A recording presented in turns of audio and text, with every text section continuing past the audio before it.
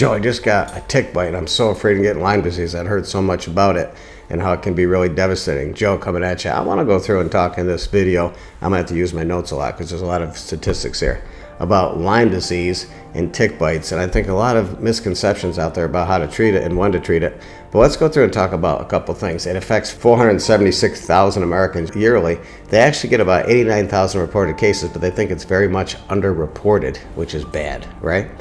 95% of the cases are in 15 states, the Northeast, the Mid-Atlantic, and the upper Midwest. So that's where most of it occurs, and it's seasonal. It really does go by season. There's peaks. Who's most at risk? Believe it or not, the highest incidence is people above 65.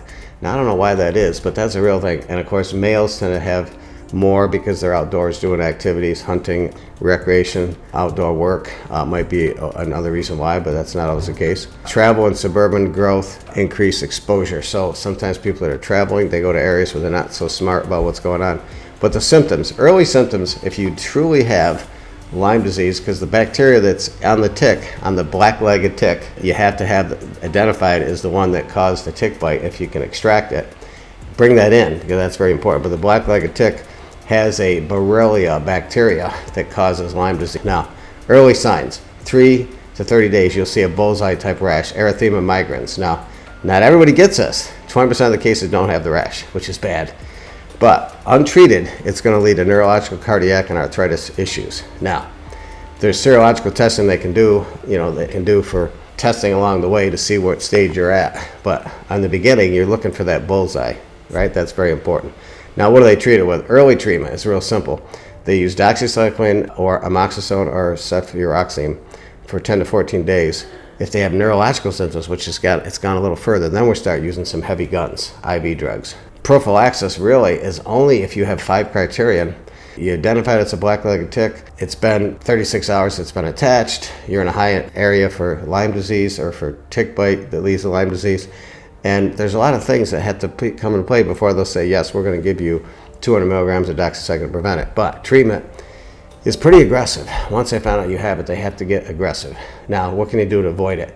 You want to wear some clothing that prevent them from attaching, like long sleeves. You want to make sure you do some tick checks after you're done being outdoors. Please make sure you check everything from top to bottom, from your ankles all the way up. Your back is another place. And have somebody help you do that to make sure. You want to use your dryer to really get some high heat to kill any of these ticks that might be lingering on your clothing. You want to check your pets. So I got some great information in a blog I did on this that has some listing of some of the current protocols, but also it has a lot of information there that's going to really help you understand what you should do when you get a tick bite. And if you do get the erythema migrans, the little bullseye, what you need to do really quickly.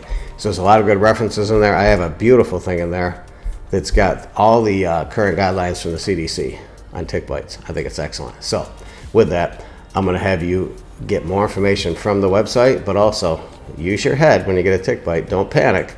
There's some things you can do to maybe prevent any problems from developing, but also in most cases, you really want to get that tick. We need to have that tick, okay? So hope that tip helps. And as usual, come to our blog, come to our website. We have a lot of information on how you can really take care of your health, all right? So until then, God bless.